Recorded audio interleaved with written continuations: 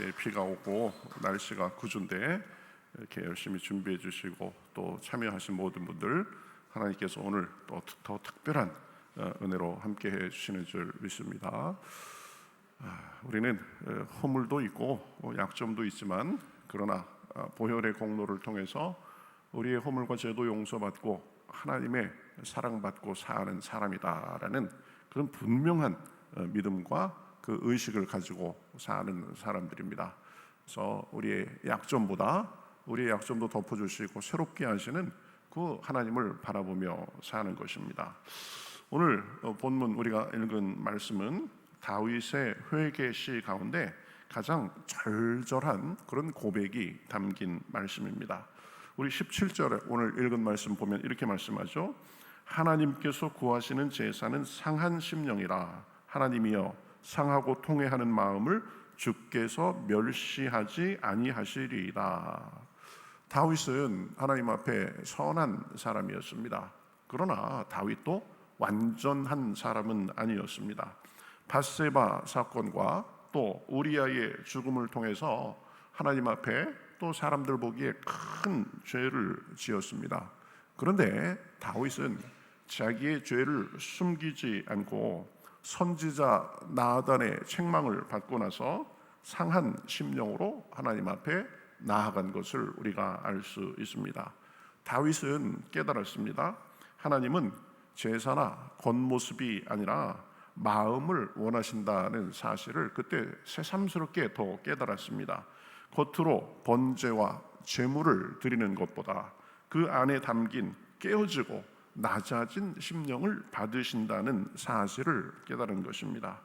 오늘 이 새벽에 우리도 함께 모였습니다. 우리의 모임이 그저 단순한 의식이 되지 않고 하나님 앞에 우리의 마음을 토하며 나아가는 시간이 되어야 됩니다. 외형보다 중심을 보시는 하나님, 상한 심령을 찾으시는 하나님, 그리고 회개한 자에게 성령을 부어주시는 하나님을 새롭게 만나야 됩니다. 하나님은 우리가 연약한 존재임을 아십니다. 그러니 우리의 마음을 다 토하고 우리의 약점도 주님 앞에 내려놓고 주님께 은혜를 구하며 나아가야 됩니다. 하나님은 겉모습보다 이 마음을 보십니다. 사람들은 겉으로 나타난 모습을 보고 판단합니다. 얼마나 화려하게 드리는지, 얼마나 꾸몄는지, 얼마나 큰 재물을 바치는지, 얼마나 열심의 모습이 드러나는지를 보고 평가합니다. 그러나 하나님은 언제나 우리의 속 마음을 보십니다. 중심을 보십니다. 사무엘상 16장 7절에서 분명히 말씀하셨죠. 사람은 외모를 보거니와 나 여호와는 중심을 보느니라. 그러니 우리의 속마음을 보시는 주님 앞에 우리의 속마음의 약점과 부족함도 다 내려놓고 하나님 앞에 나아가야 되는 것입니다. 다윗은 16절에서 이렇게 고백했습니다. 주께서는 제사를 기뻐하지 아니하시나니 그렇지 아니하면 내가 드렸을 것이라. 주는 번제를 기뻐하지 아니하시나이다. 다윗은 자신의 무너진 모습을 통해서 철저히 깨달았습니다. 제사의 형식 자체는 하나님께서 원하시는 것이 아님을 깨달은 것입니다. 하나님은 언제나 제사 속에 담긴 마음, 중심의 태도, 정결한 마음을 보시는 겁니다. 자기의 죄를 덮고자 번제를 드리고 그것이 소용이 없다는 것을 알았습니다. 하나님 앞에 상한 마음으로 나아가는 것이었습니다. 우리도 마찬가지입니다. 우리 이렇게 교회에 나와 앉아있는 것만으로는 충분하지 않습니다. 봉사와 찬양을 열심히 하는 것 그 자체가 목적이 될 수 없습니다. 하나님은 우리의 겉모습의 열심이 아니라 그 속에 담긴 마음을 기뻐하십니다. 앉아있으면서도 마음이 딴 데 가 있다면 예배는 진정한 예배가 될 수 없습니다. 진심 어린 중에 드리는 예배, 그러한 기도와 찬양을 기뻐 받으시는 것입니다. 하나님께서 우리 마음을 이끌어 주셔서 이렇게 궂은 날씨를 이기고 여기에 나오게 하셨습니다. 나와서도 하나님 앞에 우리의 몸과 마음을 드리며 진심으로 은혜를 구하고 우리의 약점도 주님 앞에 다 털어놓고 나아가면 주님께서 그 마음을 보시는 것입니다. 사울 왕은 아말렉을 진멸하라는 명령을 어기고 자기 눈에 보기에 좋은 전리품을 남겨두었습니다. 명분은 나중에 하나님 앞에 그것으로 제사를 드리려고 남겨두었다는 명분이었습니다. 그것으로 하나님께 잘 보이려고 했지만 하나님은 그러한 태도를 기뻐하지 않으셨습니다. 그래서 사무엘은 순종이 제사보다 낫고 듣는 것이 수량의 기름보다 낫다라고 말씀했습니다. 사울은 겉모습의 형식, 그저 좋은 것을 내 마음대로 떼어놓고 하나님의 명령은 생각도 하지 않고 그랬지만 그런 것을 통해서 마음에 순종이 없다는 것이 드러났습니다. 그러나 다윗은 죄를 범했을 때 외형으로 꾸미지 않고 억지로 어떻게 하려고 하지 않고 상한 심령으로 회개하며 나아갔습니다. 그러니 하나님은 그 다윗의 진실한 마음을 받으시고 회복의 길을 열어주셨습니다. 용서하시고 다시 세워주셨습니다. 그러니 우리도 겉모습보다 내가 어떻게 하려는 마음보다 하나님 앞에 나의 약점과 부족함을 인정하고 의지하며 고백하며 나아가는 마음이 필요합니다. 겉으로 너무 꾸미려고 해도 그것 안 되는 겁니다. 어느 교회의 한 성도는 누구보다도 교회에서는 열심인 모습이 있었습니다. 맨 앞자리에 앉아서 예배드리고 크게 기도하고 봉사도 눈에 띄게 열심히 했습니다. 그러나 가정에서는 그런 모습이 없었습니다. 신앙의 열매가 없었습니다. 자녀에게 말을 막해서 상처를 주고 배우자에게도 거친 말을 하고 그랬습니다. 결국 그러한 모습으로 그 사람의 신앙은 겉모습뿐임이 드러나게 된 것입니다. 사람은 속일 수 있으나 하나님은 그의 마음을 보십니다. 하나님은 겉모습보다 중심을 보십니다. 마음이 정결하게, 마음을 온전하게 내가 어디서 무엇을 하든지 하나님께서 보신다는 마음을 가지고 나아가야 되는 것입니다. 그러니 우리도 언제나 어디서나 하나님 앞에 진정한 마음을 드리며 나아가야 됩니다. 그러면 하나님께서 우리 마음을 보시고 새 힘 주시고 은혜를 주시는 것입니다. 우리가 부흥회에 임하면서도 우리의 약함을 다 내려놓고 우리의 부족함도 우리의 하나님 앞에 올바르지 못했던 몸과 처신도 다 내려놓고 은혜를 구해야 됩니다. 중심에 통회하며 은혜를 구하면 다윗을 용서하신 것처럼 우리도 용서하시고 새 은혜를 부어주시는 것입니다. 하나님은 상한 심령을 기뻐하십니다. 다윗은 고백했습니다. 하나님께서 구하시는 제사는 상한 심령이라 이렇게 말합니다. 여기서 상한 심령은 단순히 그저 눈물을 흘리며 슬퍼하는 그런 정도가 아닙니다.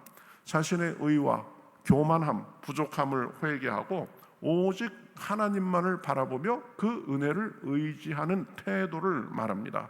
내 힘으로는 설 수 없고 하나님 없이는 살 수 없음을 깊이 자각하고 인정하고 하나님 앞에 더 나아오고 의지하는 태도입니다. 사람은 강하고 자랑할 만한 것은 자꾸 드러내려 합니다. 그러나 하나님은 교만한 자를 물리치시고 상한 마음, 낮아진 심령을 기뻐하십니다. 상한 심령이야말로 하나님의 은혜로 채워질 빈 그릇이 되는 것입니다. 비어 있기에 이 하나님의 은혜로 채워질 수 있는 것입니다. 우리의 모습도 우리가 살펴봐야 됩니다.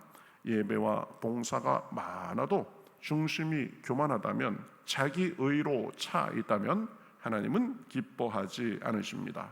그러나 눈물로 우리의 부족함과 죄를 인정하고 부끄러운 모습까지도 하나님 앞에 내놓을 때 하나님은 그 마음을 멸시하지 않으십니다. 상한 심령을 위로하시고 용서하시며 새 은혜를 부어주십니다. 그러니 하나님 앞에 나아가면서는 통회하고 자복하고 우리의 연약함을 인정하고 도움을 구하며 나아가야 되는 것입니다. 바리새인은 기도하면서 자신이 금식하고 11조를 드리고 다른 사람들과 같지 않은 것을 자랑하듯이 그렇게 감사했습니다. 그러나 세리는 하나님 앞에 감히 눈도 들지 못하고 하나님이여 불쌍히 여기소서 나는 죄인이로소이다 라며 고백했습니다. 주님은 바리새인이 아니라 그 세리를 의롭다고 하셨습니다. 상한 심령을 기뻐하신 것입니다. 그래서 저도 기도하면서 이 입에 이렇게 계속 붙듯이 하는 말이 있습니다. 하나님 저를 불쌍히 여겨 주시옵소서. 제 사역을 불쌍히 여겨 주시옵소서. 또 누구를 위해서 기도하면서도 그 집사님을, 그 권사님을, 그 성도님을 불쌍히 여겨 주시옵소서. 우리가 하나님 앞에 그러한 모습으로 나아가는 것입니다. 오늘 15절 말씀은 이렇게 말씀하죠. 하나님은 통회하며 마음이 겸손한 자와 함께 하신다고 그렇게 합니다.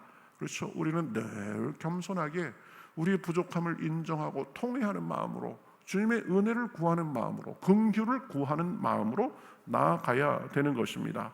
그러면 하나님께서 그 마음을 보시고 우리의 죄도 씻어주시고 부족함도 채워주시고 새롭게 하시는 것입니다. 그러면서 회개함으로 깨끗하게 된 심령에 성령을 부어주십니다. 11절 12절에 보면 다윗은 자기 죄를 회개하면서 주의 성령을 내게서 거두지 마시고 주의 구원의 즐거움을 회복시켜 달라고 이렇게 기도했습니다. 다윗은 왕위를 잃는 것보다 그리고 사람들의 비난보다 자기에게서 성령님께서 떠나는 것을 더 두려워했습니다. 성령님의 임재가 없이는 살 수 없음을 깨달았습니다. 그래서 주의 성령을 내게 거두지 마시고 이 구원의 즐거움을 회복시켜 달라고 간절히 기도한 것입니다. 회개한 심령은 단순히 죄책감에서 멈추지 않고 성령의 은혜를 구합니다. 상한 심령으로 회개하며 하나님 앞에 엎드릴 때 하나님은 그 마음에 성령님을 부어주십니다. 성령님은 절망 속에서 소망을 주시고 무너진 사람을 다시 일으켜 세워주시고 새로운 사명으로 나아가게 하시는 것입니다. 여러분, 우리는 연약합니다. 연약함을 그대로 인정하고 우리 부족함도 인정하고 죄도 인정하고 하나님 앞에 나아가면 회복시켜 주시고 성령을 부어주셔서 여전히 하나님께 쓰임받는 사람으로 세워주시는 것입니다. 베드로는 예수님을 3번이나 부인했습니다. 자신의 모습에 통곡하며 가서 회개했습니다. 부활하신 주님은 갈릴리에서 그 베드로에게 다가오셨습니다.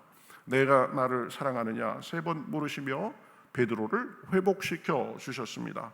그 후 성령이 임하자 베드로는 하루에 3,000명을 회개시키는 놀라운 대사도로 쓰임 받았습니다. 자기의 실수와 연약함에 주저앉지 않고 하나님의 용서와 새롭게 하심을 경험하면서 이전보다 더한 능력의 사도로 쓰임받게 된 것입니다. 우리도 우리의 연약함, 실수 다 내려놓고 주님의 은혜를 구하면 성령을 새롭게 부어주시는 줄 믿습니다. 다시 일어서고 쓰임받게 하시는 것입니다. 약점에 상처에 사로잡혀 사는 것이 아니라 은혜에 사로잡혀서 살게 되는 것입니다. 어거스틴은 그래서 이런 말을 했습니다. 눈물의 회개가 성령의 샘물을 끌어온다. 하나님은 이미 우리의 모든 것을 다 아시는 분이십니다.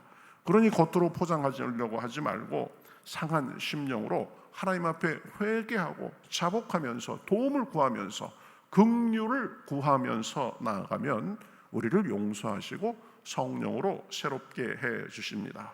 오늘 이 새벽 하나님께서 우리를 불러주셨는데 우리도 다윗처럼 이 상한 심령으로 하나님 앞에 나아가야 됩니다.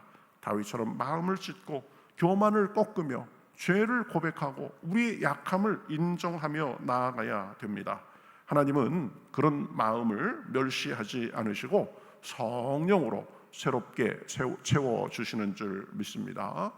부흥회에 임하면서도 마찬가지입니다. 하나님께서 깨닫게 하시는 것, 생각나게 하시는 그런 것들을 붙들고 회개하면서 상한 심령으로 나아가야 됩니다. 그러면 하나님께서 우리를 깨끗하게 해주시고 예비하신 은혜를 풍성하게 부어주시는 줄 믿습니다. 회복시켜 주시고 기쁨과 능력을 충만하게 해주시는 줄 믿습니다. 오늘도 우리의 연약함을 주님 앞에 고백하며 은혜를 구하면서 나아가므로, 상한 심령을 드리면서 나아가므로 하나님의 회복시켜 주시고 새롭게 하시는 은혜가 풍성하시기를 우리 주님의 이름으로 축복합니다. 우리 같이 기도하겠습니다. 하나님 감사합니다. 다윗은 하나님 마음에 합한 사람이라는 참 하나님의 놀라운 그 평가를 받았지만, 다윗도 연약함이 있어서 죄를 짓고 그것을 또 은폐하고자 사람까지도 죽음으로 내모는 일을 했습니다. 그러나 그런 다윗을 하나님께서는 버리시지 않으시고 나단 선지자를 통해서 깨닫게 하시고, 다윗은 그러한 그 책망에 자신의 잘못을 인정하고 하나님의 은혜를 구하며 나아간 것을 우리가 살펴보았습니다. 하나님, 우리도 살면서 온전하지 않음을 우리 스스로 인정합니다. 그러나 그런 우리를 불쌍히 여겨주시고 우리 회개하고 차복하며 은혜를 구하는 사람들에게 새롭게 하시고 새 은혜를 부어주시는 줄 믿습니다. 부흥회를 준비하면서 우리 삶 속에서 우리의 연약함을 주님 앞에 인정하고 주님의 긍휼을 구하며 나아갈 때에 주님께서 우리를 수시로 용서하시고 새 힘을 주시고 온전케 하시는 것을 경험하며 우리가 주님과 동행하는 삶을 살 수 있도록 인도하여 주시옵소서. 오늘도 우리의 상한 마음을 주님 앞에 드립니다. 우리의 부족함을 인정하며 나아갑니다. 그리스도의 보혈로 씻어주시고 성령으로 새롭게 하여 주셔서 하나님 주시는 기쁨과 소망과 능력이 가득한 삶이 될 수 있도록 주여 도와주시옵소서. 우리가 우리 스스로에게 실망해서 주저앉을 때도 하나님은 포기하지 않으시고 새 은혜를 부어주시고 새 힘을 부어주시는 줄 믿사오니, 오늘 우리가 그런 하나님을 새롭게 경험하게 하여 주시옵시고, 우리 부흥회 이제 다가왔는데 부흥회 기간 동안에 우리의 교회에 속한 모든 성도들이 그러한 은혜를 경험하고 새롭게 일어서는 시간 될 수 있도록 함께하여 주시옵소서. 감사하며 예수님의 이름으로 기도하옵나이다. 아멘.